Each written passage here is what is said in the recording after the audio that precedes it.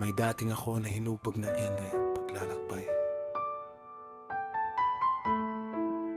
Ngunit ang bagong ako ay tahimik na nakatanam sa isang tahanang may kabuluhan.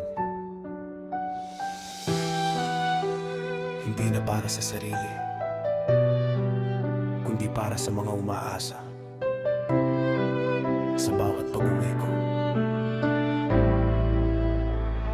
ako'y alon na humupa sa gitna ng malawak na dagat. Hindi na humahabol sa sigaw ng hangin at pagkalat. Ang barkada'y alitap-tap na minsang nagbigay ng liwanag sa dilim. Ngunit ang tahanan ng araw na nagbibigay saysay sa aking daan at damdamin.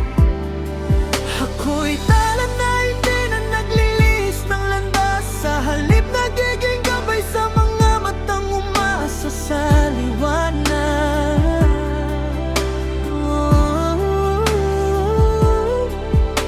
Hindi na ako ligaw sa gabing walang hanggan. Ako'y bumabalik sa tahanang pinili kong panindigan.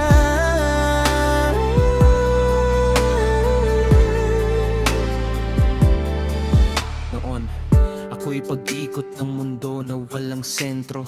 Parang kumpas na hindi alam kung saan tutungo. Ang tawag ng barkada parang hangin na humihila. Sa bawat galaw may saya pero may kulang na tila. Ngayon ang oras ko'y may direksyon at bigat. Hindi na luho ang habol kundi katahimikan ng bukas. Sa bawat hakbang may mukha na aking iniisip. May malibit na kamay na umaasa sa bawat desisyon na aking sinisikap. Ang dati kong mundo'y parang awit na walang wakas. Ulit-ulit ang tono pero walang tunay na lalim sa bawat piraso at sa bawat oras. Kaya pinili kong baguhin ang ritmo ng aking buhay. Hindi para tumakas, kundi para tumayo sa tunay na anyo ng isang ama at haligi ng tahanan na matibay. Kung dati ako ang sumusunod sa agos ng paligid,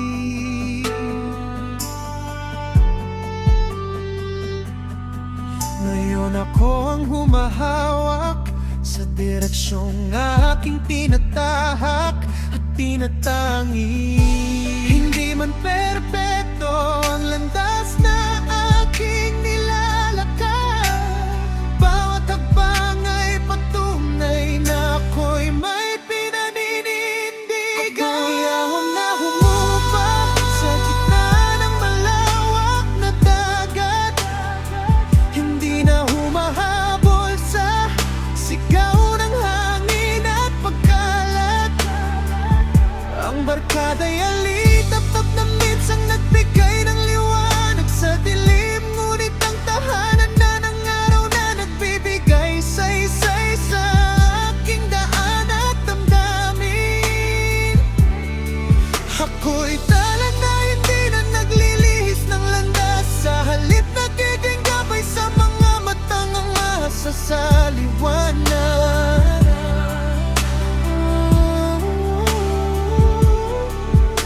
Hindi na ako ligaw sa gabing walang hanggan. Ako'y bumabalik sa tahanang pinili kong panindigan.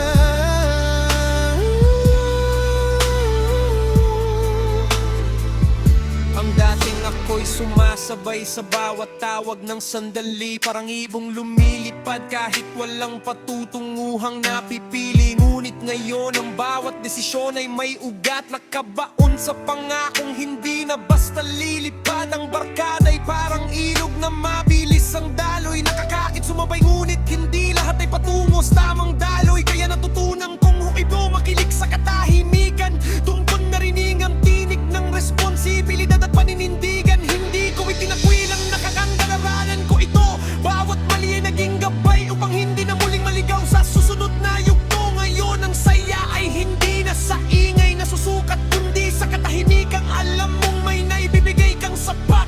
Kung may dating ako na kailangang iwan, ito'y hindi paglimot, kundi pag-angat. Sa bawat pagpili ko ng tahimik na daan, mas naririnig ko ang tunay na kahulugan ng aking pagkatao at pinagmulan. Ako'y alon na humupa sa gitna ng malawak na dagat, hindi na humahabol sa sigaw ng hangin at pagkalat. Ang barkada'y alitap-tap na minsan nagbigay ng liwanag sa dilim, ngunit ang tahanan na ng araw na nagbibigay saysay sa aking daan at damdamin.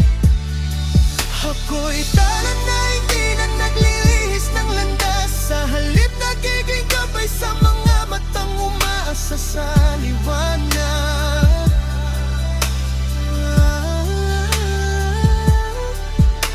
Hindi na ako ligaw sa gabing walang hanggan, ako'y bumabalik sa tahanang pinili kong panindigan.